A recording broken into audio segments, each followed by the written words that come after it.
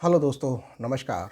मैं आपका दोस्त फिर आज आपके सामने एक वीडियो लेके आया हूँ जिसमें मैं बात करूँगा कुछ ऐसे प्रश्नों के बारे में जो हमारे भाई और बहनों ने मुझसे कमेंट्स में किए हैं और उसके ऊपर मैंने एक वीडियो बनाया है। प्रश्न मेरे पास आया है कि क्या स्वर्ग और नर्क होते हैं? स्वर्ग होता है तो वो कहाँ होता है?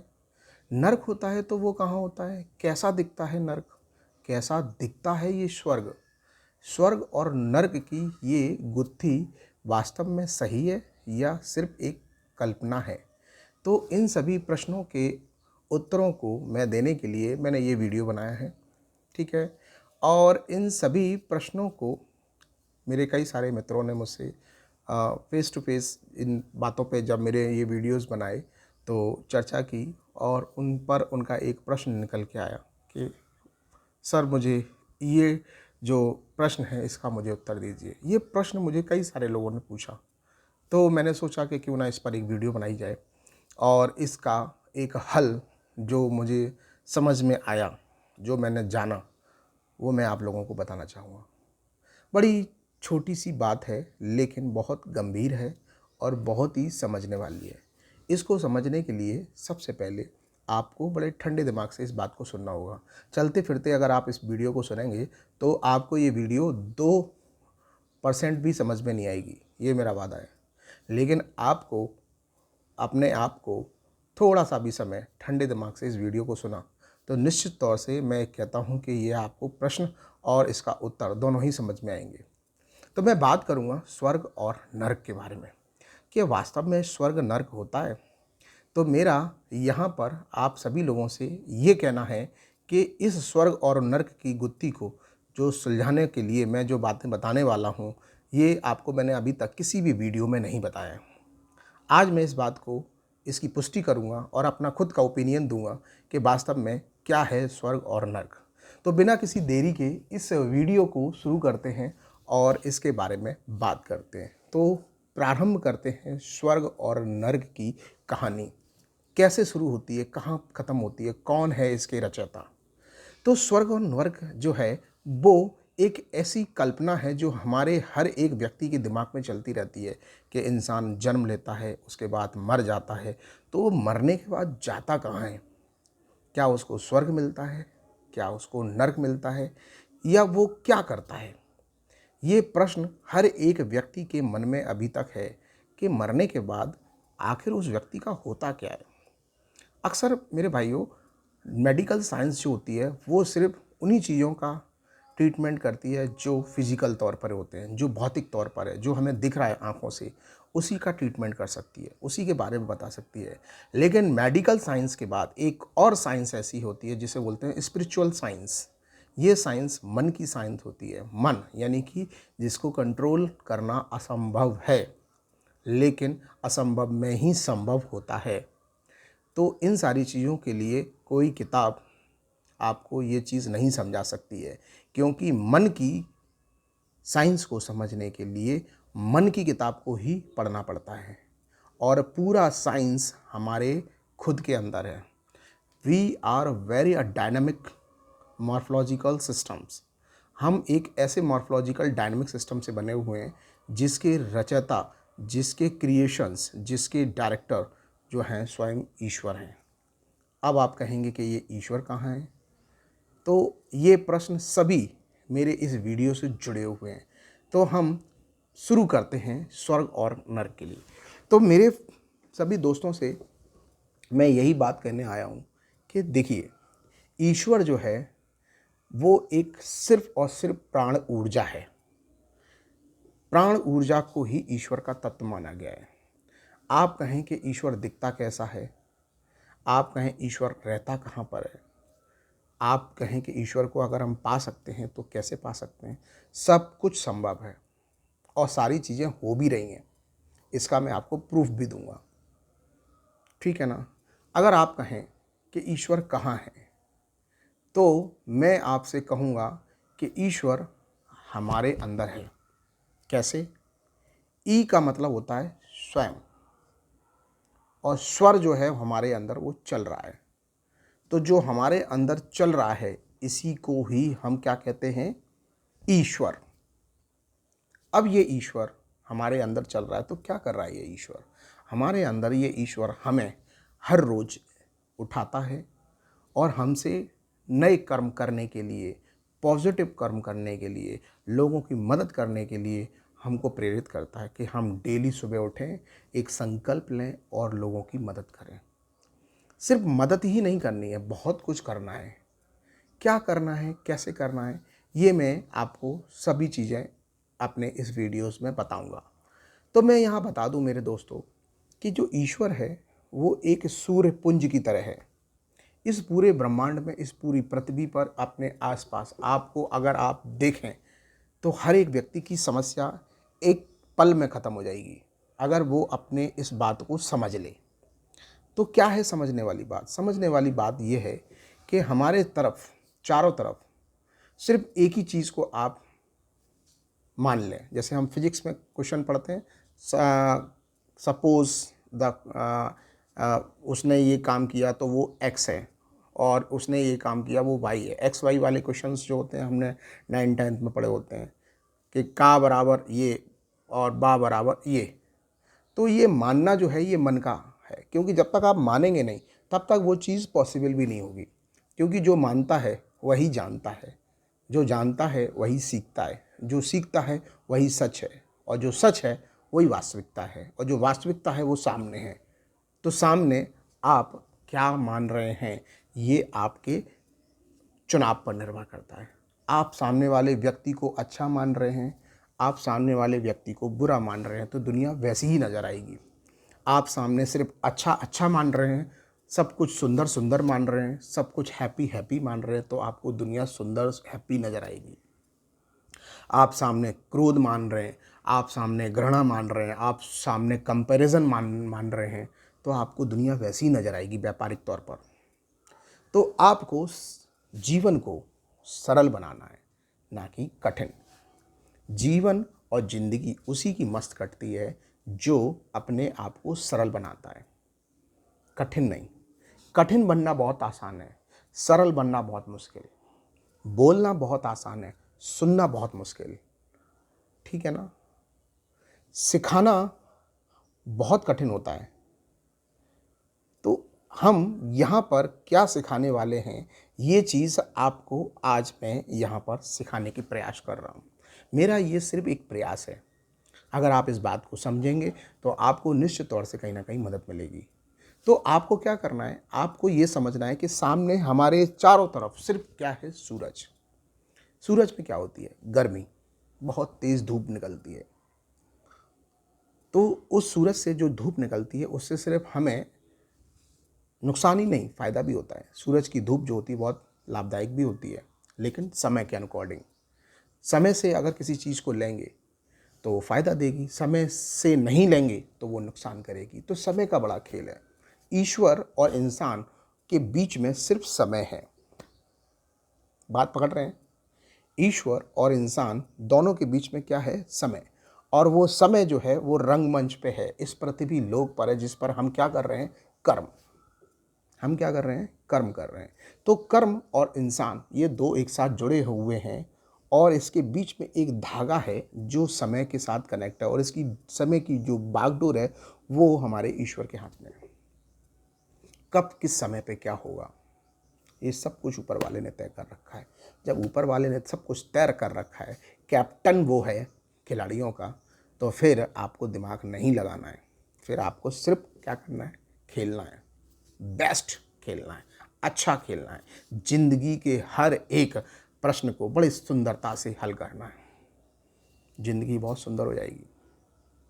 तो आप इस चीज़ को समझिए कि हमारे चारों तरफ सिर्फ सूरज है, और सूरज से क्या निकलती है, गर्मी, धूप।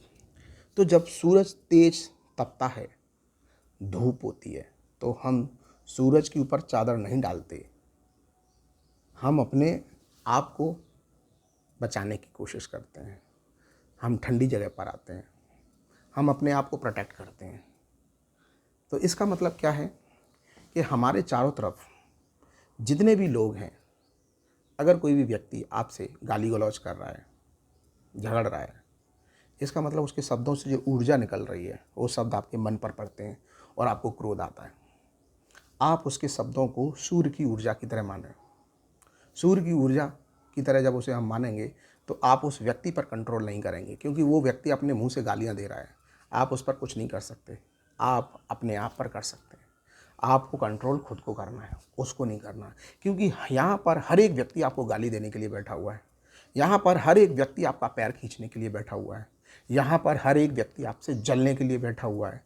यहाँ पर आपके आगे युद्ध क्षेत्र खड़ा हुआ है। एक महाभारत का युद्ध क्षेत्र है और उसमें आप अकेले खड़े हुए हैं। आप अकेले अर्जुन हैं, आप ही अकेले कृष्ण हैं। तो आपको करना क्या है? आपको अपने आप पर काम करना है। कोई आपको गाली दे रहा है तो वो उसका मुंह गंदा हो रहा है, वो सूर्य की हीट एनर्जी की तरह आप उसको मान लीजिए। आप उस पर कुछ नहीं कर सकते। आप बस दर्शक बन के देखें कि हाँ, जैसे इस समय मैं ये वीडियोस बोल रहा हूँ, अब ये वीडियोस जब आप कुछ लोग सुन रहे होंगे तो मोबाइल हाथ में है, तो मैं बोल रहा हूँ ना, तो ये मेरे जो शब्द हैं ये आप देखेंगे कि ये व्यक्ति बोल रहा है तो वो आपको चिपक नहीं रहे हैं, ठीक है ना। तो इस तरीके से जब आप किसी व्यक्ति को समझेंगे तभी वो आपको अपने आप को सुरक्षित रख पाते हैं। अगर आप हर व्यक्ति का प्रश्न का उत्तर देने लग गए, अगर आप हर एक युद्ध क्षेत्र में कूदने लग गए तो आपकी सारी ऊर्जा नष्ट हो जाएगी। और जहाँ पर आपको जाना है, जो चीज़ें जीवन में आपको पानी है, वहाँ आप लेट पहुँचेंगे। और जब आप लेट पहुँचेंगे तो समय निकल चुका होगा और उस क्षण का आपको आनंद नहीं मिलेगा। मिलेगा लेकिन आनंद नहीं मिलेगा। तो जीवन में आपको क्या करना है? आपको सामने वाले व्यक्ति को व्यक्ति ना मान के आप ये देखिए कि ये सारे डिस्ट्रैक्टिव एलिमेंट हैं, ये आपके काम को ख़राब करने के लिए आपके सामने आते हैं। जब भी आप कोई अच्छा काम करेंगे तो निश्चित तौर से बाधाएं आएंगी। ये बाधाएं इंसान के द्वारा ही कृत की जाती हैं। आपको इन बाधाओं पर ध्यान नहीं देना है। कभी इमोशंस आएगा, कभी लड़ाई आएगी, कभी झगड़ा आएगा, कभी जलन आएगी, कभी कुछ आएगा, कभी कुछ आएगा। तो ये सब आ रहा है, कहाँ आ रहा है? आपके द्वारा किए गए कर्म पर। आप जो कर्म करना चाहते हैं उससे कुछ ना कुछ प्राप्त होगा आपको। वो चीज़ आपको जो प्राप्त होना चाहते मिलेगी, वो आपको लेट मिलेगी अगर आपने इन सारी चीज़ों पर ध्यान दिया। जब आप आईएएस की तैयारी करते हैं तो निश्चित तौर से आप ये मान के चलिए कि छोटी छोटी अपॉर्चुनिटी आपको घेरेंगी, क्योंकि इतना ऊंचा पद आपने पाने का संकल्प बनाया है। तो जब आईएएस का पद पाने का संकल्प बनाया है आपने, तो आप उसके लिए तैयारी करेंगे, आप अपने आप को सज्ज करेंगे, आप अपने आप को मेहनत करेंगे। जब मेहनत करेंगे तो इतनी बड़ी तैयारी के लिए तो छोटी छोटी चीज़ें आसानी से मिल जाती है। तो जब छोटी छोटी चीज़ें आसानी से मिल जाएंगी तो वो आपको डिस्ट्रैक्ट करेंगी, खींचेंगी, जिससे आपका मन भटक जाए। तो जब मन भटकेगा तो बड़ी जो लक्ष्य आपने साधा है वो आपका गिरेगा। तो आपको उन सारी चीज़ों पे ध्यान नहीं देना, छोटी छोटी चीज़ों पे ध्यान नहीं देना है। तो आपका जो लक्ष्य है वो क्या है? वो है आपको ऐसा कर्म करना जो समाज में यश, कीर्ति, सम्मान ये आपको प्राप्त हो। ये घड़ी घड़ी हर व्यक्ति से मांगने जाओगे इसके, मुझे रिस्पेक्ट दे दो, मुझे सम्मान दे दो, मुझे पैसा दे दो, मुझे ये दे दो, मुझे वो दो। मांगने से कभी कुछ नहीं मिले। बिन मांगे मोती मिले और मांगे मिले ना चून। यानी कि मांगने से आपको कुछ भी प्राप्त नहीं होता है, बिन मांगे सब कुछ मिल जाता है। सिर्फ आपको क्या करना है? कर्म। अब कर्म के लिए आपको आपको अपनी सोच पर कंट्रोल करना पड़ेगा। इसके लिए क्या करना पड़ेगा? आप अपनी सोच में हमेशा पॉजिटिव चीज़ें रखिए। तो ईश्वर जो है, मैं यहाँ पर जो बात कर रहा था वो ये कह रहा था कि स्वर्ग और नर्क की कहानी क्या है। तो ईश्वर यहाँ पर जो है वो एक रिफ्लेक्शंस की तरह हमारे पास रहता है हमेशा। और जो भी व्यक्ति यहाँ पर इस धरती पर रह रहा है वो व्यक्ति यहाँ पर ईश्वर तत्व के साथ ही हमेशा जुड़ा रहता है। जब वो व्यक्ति यहाँ से चला जाता है तो उस व्यक्ति को हम लोग क्या करते हैं? उसको जला देते हैं। अभी परसों ही नरसों मैंने एक व्यक्ति हमारे बीच में थे, बहुत सम्माननीय थे, वो एक्सपायर हो गए। मैंने देखा कि जब मैंने इस चीज़ को समझने की कोशिश की कि जब तक वो व्यक्ति हमारे बीच में ज़िंदा रहता है तो हम उसके साथ रिश्ता जोड़ते हैं, हम उससे बातचीत करते हैं। लेकिन जब वो व्यक्ति एक्सपायर हो जाता है तो हम उससे बोलते हैं कि मिट्टी, और हम उसको मिट्टी बोलते हैं। क्यों भाई? ये जिस व्यक्ति के साथ आप उठ बैठ रहे हो वो मिट्टी है क्या? एग्ज़ैक्टली उसमें क्या चीज़ है जिसकी वजह से हम उसके साथ जुड़े हुए हैं? क्या वो मिट्टी है या वास्तव में वो प्राणवायु है? या फिर एक सिर्फ़ मन का छलावा है? तो ये सारी चीज़ें जो है वो इंसान की मानसिक धरोहर है, मानसिक समझ है, मानसिक सीख है जो उसने सीखी है समाज से, रिश्तों से। लेकिन अगर इन चीज़ों को समझ लेते हैं तो हमें यहाँ पर बहुत बड़ी गुत्थी सुलझा सकते हैं। मरने के बाद वो व्यक्ति कहीं नहीं जाता दोस्तों, ना कहीं स्वर्ग है और ना कहीं नर्क। मैं बता दूँ इस बात को। वो व्यक्ति मरने के बाद उसकी प्राण ऊर्जा निकलती है और ईश्वर तत्व के साथ मिलने के बाद उसके कर्म जो होते हैं, उस कर्म के अगर उसके मन में मरने से पहले कुछ इच्छाएं रह गई हैं तो वो इच्छाएं फिर हमारे बीच में ही, हमारे समाज में ही कहीं ना कहीं उसको जन्म मिलता है। वो प्राण ऊर्जा फिर मिट्टी की ऊर्जा में जुड़ती है और एक नए शरीर का जन्म लेती है। और जुड़ने के बाद फिर वो कर्मों को, उन्हीं कर्मों के उद्देश्य को पूरा करने के लिए वो आगे के कर्म करता है। क्योंकि जब तक आपका कर्म पूरा नहीं हो जाएगा तब तक आप इसी तरीके से जन्म मरण के उसमें सिस्टम में फंसे रहोगे। अच्छा, स्वर्ग और नर्क की बात की जा रही थी, तो यहाँ स्वर्ग और नर्क जो है मैं आपको बता दूँ, हमारे इस पृथ्वी लोक पर ही स्वर्ग है और यहीं पर नर्क लोक। कैसे? यहाँ पर जैसे ऐसे मान लो कि हमारे समाज में 3 तरीके के लोग होते हैं, टॉपर, मीडियोकर एंड लोअर। तो ये टॉपर पॉजिटिव कैटेगरी में भी रख लो और नेगेटिव कैटेगरी में भी टॉपर्स रख लो। मिडिल पॉजिटिव रख लो, मिडिल नेगेटिव रख लो, लोअर पॉजिटिव कर लो और लोअर नेगेटिव कर लो। यानी अच्छे लोगों की भी कैटेगरी है और बुरे लोगों की भी कैटेगरी है। तो जो अच्छे लोगों की कैटेगरी है उसे हम स्वर्ग की संज्ञा देते हैं और जो बुरे लोगों की कैटेगरी है उसे हम नर्क की संज्ञा देते हैं। अब ये स्वर्ग कैसी संज्ञा के आधार पर व्यक्त किया जाएगा? ऐसे लोग जो बहुत पैसे वाले हैं, उनमें 5 तत्व देखने को मिलते हैं। ऐसे लोगों के बीच में ना ही धन की कमी होती है, खूब अपार धन होता है, खूब भक्ति होती है, खूब दान पुण्य भी करते हैं, खूब सुख भी होता है, शांति भी होती है, सुकून भी होता है। ये सारे गुण उनके अंदर मिलते हैं। तो ऐसी चीज़ें जहाँ पर ये सारे सुख संपन्न गुण मिलते हैं तो ईश्वर अक्सर वहाँ पर वास करते हैं। क्योंकि ईश्वर जो है वो आप देखते हो, जब भी आप मंदिर में पूजा करने जाते हो तो आप हमेशा देखना, ईश्वर हमेशा मुस्कुराती हुई मूर्त के तौर पर दिखते हैं और वो ईश्वर आपको सब कुछ देते हैं, सुख शांति समृद्धि जो भी आप उनसे मांगते हो। तो ये संपन्नता जो है वही मिलेगी जहाँ पर ये संपन्नता पाई जाती है। तो जहाँ पर ये सारे गुण मिलते हैं तो ऐसे लोगों के बीच में स्वर्ग वास करता है, ऐसे लोगों के बीच में देवता लोग वास करते हैं। धीरे धीरे इसका स्तर गिरता भी जाता है। मिडिल लेवल पर संपन्नता आती है तो कहीं ना कोई गुण शांति का या सुख का या दान का वो कम हो जाता है। धीरे धीरे और नीचे स्टेट पर आते हैं तो कहीं ना कहीं कोई एक गुण जो है वो कम होता जाता है और धीरे धीरे करके ये न्यूट्रल से फिर नेगेटिव नर्क की ओर चले जाते हैं। ऐसे लोगों के बीच में जिन लोगों को जन्म मिलता है जहाँ लड़ाई झगड़ा क्लेश गाली गलौज ये सब रहता है तो यही नर्क है। अगर हमारे बीच में कोई व्यक्ति ऐसा जो ऐसे माहौल में रहता है जहाँ डेली लड़ाई झगड़ा, जहाँ डेली संघर्ष है, तो वो नर्क की पीड़ा को भोग रहा है। नर्क और कुछ नहीं है, अपनों के द्वारा खाई हुई गालियाँ हैं। नर्क और कुछ नहीं है, नर्क अपनों के द्वारा सही हुई पीड़ा है। नर्क और कुछ नहीं है, संघर्ष का दूसरा नाम है। संघर्ष सभी को करना पड़ता है लेकिन जो संघर्ष हम दूसरों के लिए करते हैं वो स्वर्ग है और जो संघर्ष हम अपने लिए करते हैं वो नर्क है। क्योंकि जो अपने बारे में सोचता है वो नर्क जीवन के समान होता है। अपना पेट तो सभी भर लेते हैं लेकिन हम यहाँ पर जो मानव जीवन में जन्म लिए वो दूसरों की भलाई के लिए, दूसरों को दान देने के लिए, दूसरों को प्यार देने के लिए, दूसरों की मदद करने के लिए। तो जब हम ऐसी मन की इच्छा से कर्म करते हैं तो हम स्वर्ग हमारे अंदर होता है तब हम स्वर्ग के वासी कहलाते हैं कि हम स्वर्ग में रह रहे हैं।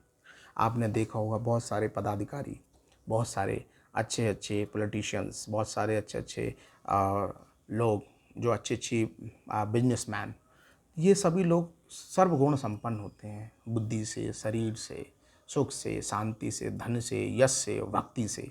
तो ये सब स्वर्ग का भोग भोग रहे हैं।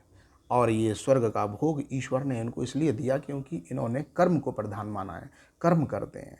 क्षण भर में कोई चीज़ अगर आपको मिल गई तो आप सुखी हो गए, और नहीं मिली तो आप दुखी हो गए। इसका मतलब ये है कि आप जो है कर्म को प्रधान नहीं मान रहे, आप उन चीज़ों, उन वस्तुओं को प्रधान मान रहे हैं जिनसे आपको सुख प्राप्त हो रहा है। भैया ये सब क्षण भर की चीज़ होती है। आप अपने कर्म पर फोकस रखिए। तो ये कर्म का फोकस आप जितना ज़्यादा रखेंगे उतना ही ज़्यादा आप प्रसन्न रहेंगे, और यही कर्म आपको सुख और दुख दोनों का अनुभव कराता है। यही कर्म आपको स्वर्ग में और नरक में ले जाता है।